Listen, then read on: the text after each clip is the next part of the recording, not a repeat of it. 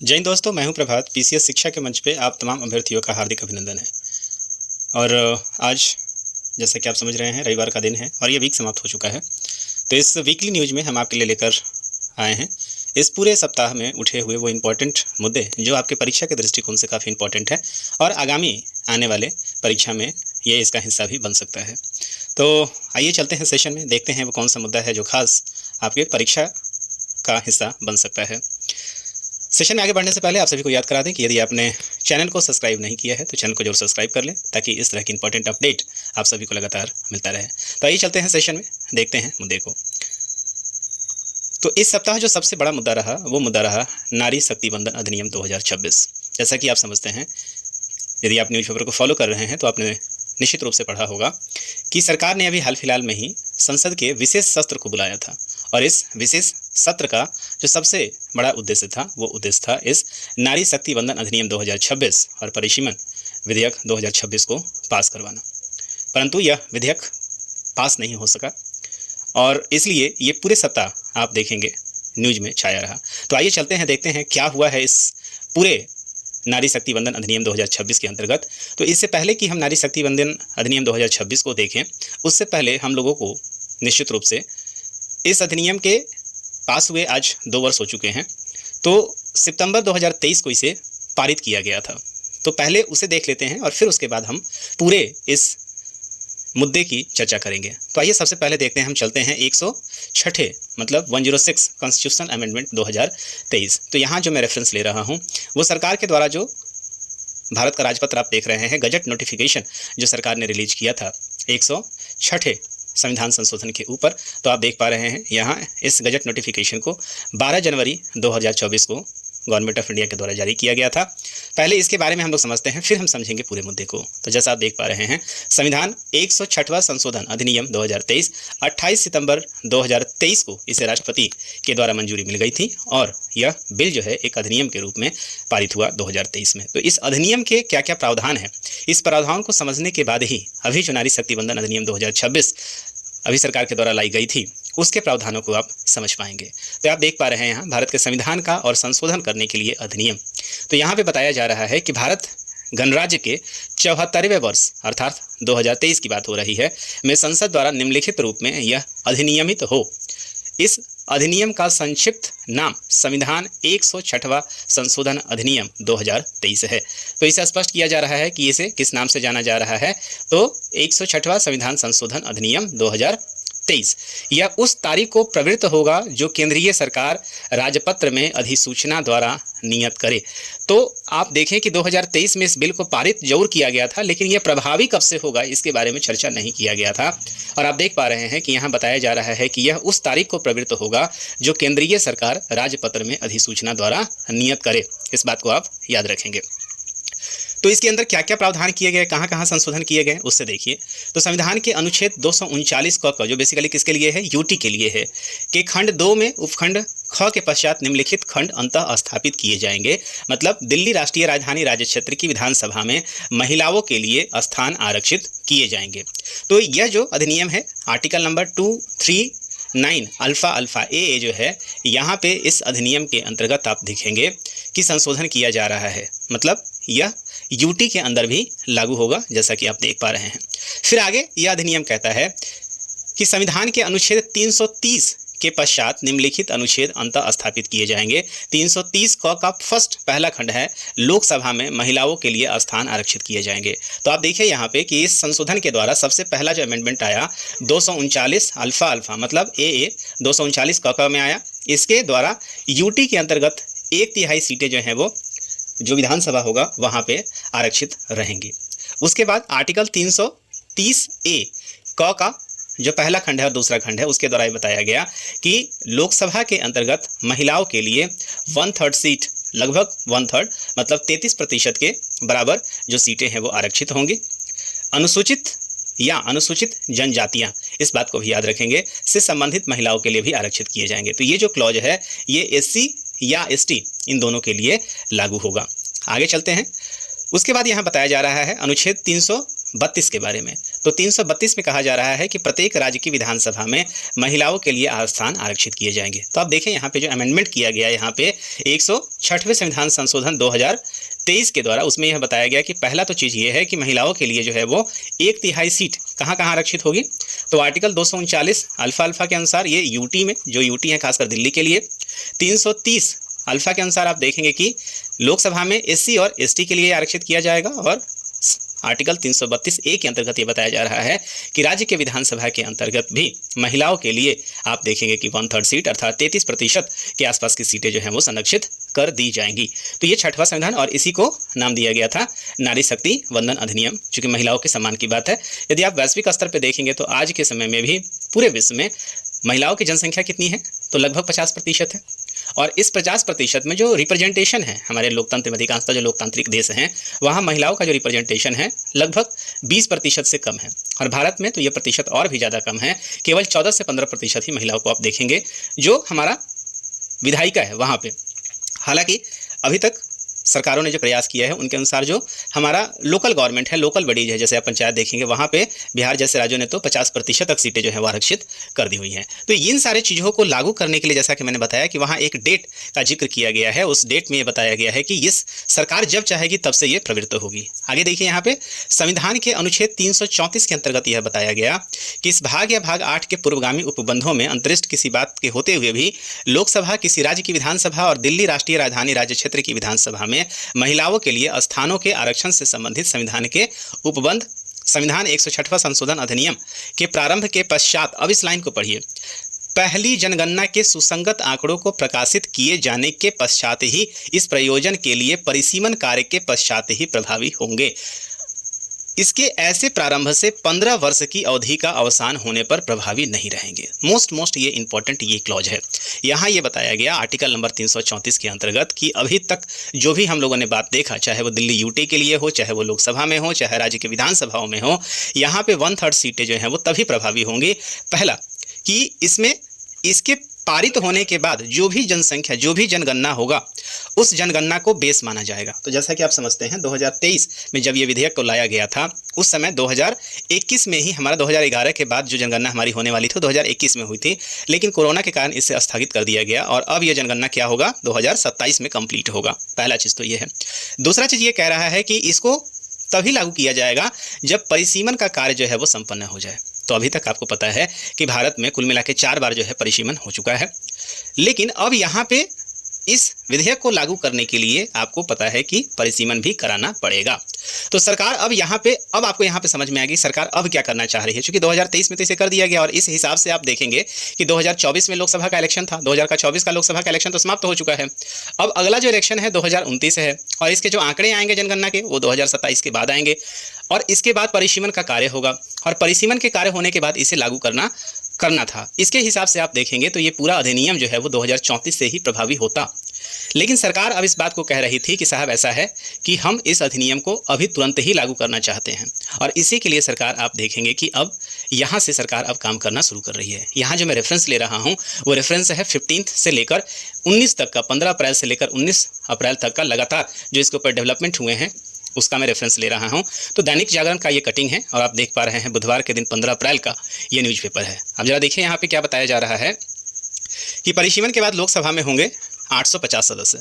नारी शक्ति वंदन संशोधन और परिसीमन के विधेयक की प्रतियां सांसदों को भेजी गई हैं। राज्यों से होंगी लोकसभा के लिए 815 सीटें और केंद्र से होगा 35 सीट। अब जरा इस न्यूज़ को पढ़ें। सरकार ने संसद तथा विधानसभा में महिला आरक्षण लागू करने के लिए 131वें संविधान संशोधन विधेयक में लोकसभा के सीटों की संख्या 543 से बढ़ाकर 850 करने और 2011 की जनगणना के आधार पर लोकसभा सीटों के परिसीमन का प्रस्ताव किया है। पहला चीज़ आप देखिए, 2 चीज़ें यहाँ पे नजर आ रही हैं। पहला चीज़ तो ये है कि सरकार ये कह रही है कि अभी तक जो हमने बात किया था कि जनसंख्या जो लिया जाएगा वो 2027, अभी जो लेटेस्ट जनसंख्या होगी जनगणना 2027 की है, लेकिन सरकार कह रही है कि अब मैं चाहता हूं कि इसके लिए जनगणना का जो बेस ईयर लिया जाए वो 2011 ही लिया जाए। पहली चीज़ ये है। दूसरी चीज़ है इसके लिए ये लोग परिसीमन विधेयक 2026 भी लेकर आने जा रहे थे, क्योंकि ये क्लॉज दिया गया था कि यहाँ पे आपको याद रखना होगा कि यह विधेयक तभी लागू होगा जब परिसीमन करा लिया जाए। तो लोकसभा की प्रस्तावित, और यदि ऐसा कर दिया जाएगा तो होगा क्या कि अभी तक जो हमारे लोकसभा में 543 सीटें हैं, उस 543 सीटों की संख्या बढ़कर 850 हो जाएगी, यदि ये हो जाता है तो। और इसमें से 15 सीटें होंगी वो स्टेट के लिए होगा और 35 सीटें जो हैं वो क्या हैं, यूटी की तरफ से होंगी। मगर विधेयक में इसके सीधे निर्वाचन का जिक्र नहीं किया गया है, बल्कि इस बारे में निर्णय संसद पर छोड़ा गया है। विधेयक में साफ साफ कहा गया कि संसद जो भी नियम बनाएगी केंद्र शासित प्रदेशों को कि लोकसभा सीटों के सदस्यों का चयन उसी आधार पर होगा। 16 से 18 अप्रैल तक बुलाएगा संसद के 3 दिनी विशेष सत्र से पूर्व उक्त दोनों विधेयकों की प्रतियां सांसदों को भेज दी गई है। आप देखिए इसके लिए हुआ क्या कि इसको पारित कराने के लिए सरकार जो है वो यहाँ पे 3 विधेयक लेकर आई। सबसे पहला विधेयक जो लेकर आई वो यूटी में, जैसे 239 ए में हमने देखा था वहाँ बदलाव किया जाता। उसके बाद जैसे मैंने बताया कि परिसीमन जो है, परिसीमन विधेयक 2026 लाया गया, जो आर्टिकल 82 के अंतर्गत बदलाव को लेकर आया जा रहा था। और फिर आप देखेंगे कि नारी शक्ति बंधन अधिनियम जो अधिनियम है उसे लेकर आया गया था। तो 3 जो है प्रस्ताव यहाँ पे सरकार ने लाने का प्रयास किया। हालांकि 5 राज्यों में चुनाव के बीच महिला आरक्षण के सरकार के दाव पर पहले ही सवाल उठा चुके विपक्ष की विधेयक पर प्रारंभिक प्रतिक्रियाओं से साफ है कि 2011 की जनगणना को परिसीमन का आधार बनाने के मुद्दे पर सत्ता पक्ष और विपक्ष दोनों के बीच में टकराव तय है। अब यहाँ पे सबसे बड़ा जो मुद्दा था, सरकार कह रही थी कि परिसीमन जो है वो उसके लिए आधार वर्ष हम लेंगे 2011, जबकि जो इससे पहले विधेयक जो 2023 में पारित हुआ था वहाँ ये बताया गया था कि परिसीमन जो है वो 2000 मतलब जो लेटेस्ट जो जनगणना होगा 2011 के बाद उसके आधार पर लिया जाएगा। और जनगणना अभी तो कंप्लीट हुआ नहीं और ये डाटा 2027 से आएगा। तो संसद एवं विधानसभाओं में महिला आरक्षण की व्यवस्था वर्ष 2029 के चुनाव से लागू करने के लिए सरकार ने नारी शक्ति बंधन अधिनियम 2023 और परिसीमन कानून में संशोधन का प्रस्ताव किया है। तो यदि इस संशोधन विधेयक को मतलब इसको 33% आरक्षण को यदि लगाना है आने वाले इलेक्शन 2029 के लिए, तो इसे आज ही पारित करना जरूरी था। तो सितंबर 2023 में पारित नारी शक्ति बंधन अधिनियम में महिला आरक्षण 2034 से लागू करने का प्रावधान है, लेकिन सरकार अब इसे अगले लोकसभा चुनाव से ही लागू करना चाहती है। लोकसभा सीटों की संख्या, और यदि ऐसा होता है तो लोकसभा में सीटों की संख्या 850 हो जाएगी। इस बात को भी आपको याद रखना होगा। तो यहाँ पे आप देखें, महिला के आरक्षण लागू करने के लिए सरकार ने संविधान के अनुच्छेद 81 और 2011 के जनगणना के आधार पर परिसीमन कराने के लिए अनुच्छेद 82 में संशोधन का प्रस्ताव किया है। वर्तमान कानून में 2021 के जनगणना के बाद लोकसभा सीटों के परिसीमन का प्रावधान है। चूंकि 2021 की जनगणना में विलंब हुआ है और 2027 में पूर्ण होगी, इसलिए सरकार ने पिछली जनगणना के आंकड़ों के आधार पर ही इसे आधार वर्ष बनाने का निर्णय लिया है। तो बात मुझे लगता है कि आपको समझ में आया होगा कि इसके लिए समस्या क्या आ रहा है। तो सरकार जो अधिनियम था उसमें ये बताया गया था कि जो ये विधेयक लागू होगा तभी लागू होगा जब परिसीमन का काम हो जाए, और परिसीमन के लिए जो आधार वर्ष होना चाहिए वो आधार वर्ष होना चाहिए 2011 के बाद का जनगणना। लेकिन सरकार अब कह रही है कि नहीं, हम इसी जनगणना के आधार पे जो है इसको लागू कर देंगे। अब यहाँ पे कई सारे मुद्दे उठेंगे, चूँकि 2011 का जनगणना काफ़ी पुराना है और उसमें की जनसंख्या आज की जनसंख्या में काफ़ी ज़्यादा अंतर हो चुका है। अब सरकार देखिए 16 अप्रैल का न्यूज़पेपर है, यहाँ पे सरकार अब विपक्ष को संतुष्ट करने में या उसको समझाने में लगी हुई है। नारी शक्ति बंधन और परिसीमन बिल पारित होने का सरकार को विश्वास। सरकार लगातार यहाँ प्रयास कर रही है कि ये जो है विधेयक पारित हो जाए, और इसके लिए सरकार क्या कर रही है, विपक्ष को समझाने का प्रयास कर रही है। परिसीमन से बदल जाएगा लोकसभा के सीटों का भूगोल और गणित, ये 16 तारीख का ही है। और किस तरीके से बदलेगा, आइए जरा सबसे पहले हम लोग समझते हैं कि यहाँ मुद्दा क्या हो रहा है। चुनावी प्रक्रिया में महिलाओं का आरक्षण देने के लिए सरकार 131वां संविधान संशोधन विधेयक और परिसीमन विधेयक पेश करने जा रही है। इसके लिए 16 अप्रैल से 3 दिनों तक संसद का विशेष सत्र बुलाया गया है। सीट निर्धारण के लिए 2011 के जनगणना को आधार बनाया गया है और यहीं से विवाद शुरू हो गया है। विपक्षी दलों का कहना है कि परिसीमन से दक्षिण भारत की तुलना में उत्तर भारत के राज्यों की सीटों में अधिक वृद्धि हो सकती है। अब ऐसा क्यों होगा, इस बात को समझिए। 2011 का जब जनसंख्या हुआ था और आज जब 2026 चल रहा है, तो इसके बीच में उत्तर भारत और दक्षिण भारत के जनसंख्या में काफ़ी ज़्यादा अंतर आ चुका है। दक्षिण भारत ने जहाँ पे अपने जनसंख्या नीति को लागू किया, वहीं उत्तर भारत में जनसंख्या है बेतहाशा रूप से बढ़ी है। और आपको मालूम है कि परिसीमन जो है वो उसका बेस होता है जनसंख्या। तो आपको पता है जिसकी जनसंख्या ज़्यादा होगी उसको सीट ज़्यादा मिलेगा, अलॉटमेंट ज़्यादा मिलेगा। और ऐसे केसों में यहाँ पे मानना है दक्षिण के राज्यों का कि यदि 2011 जो है वो लिया जा रहा है, यहाँ पे आधार वर्ष बनाया जाएगा, तो उनको क्या होगा, यहाँ पे आगे जो बनाया जाएगा उससे उनको लॉस होगा सीट निर्धारण के लिए। तो यहाँ पे सीटों की संख्या भी दी गई है। तो आप देख रहे हैं इससे भाजपा को लाभ मिलेगा क्योंकि इन राज्यों में उनकी स्थिति मजबूत हो जाएगी, जबकि दक्षिण और अन्य राज्यों की हिस्सेदारी घट जाएगी। हालांकि सरकार की ओर से स्थिति को स्पष्ट किया गया और कहा गया है कि सभी राज्यों में 50% सीटें जो हैं वो बढ़ाई जाएंगी। नया प्रस्ताव में क्या बदलाव आया है, तो लोकसभा सीटों की संख्या 545 से बढ़कर 850 करने का प्रावधान है और इसमें राज्यों की सीटों 530 से बढ़ाकर 815 हो जाएगा। तो इसको तो हमने कवर कर ही लिया है।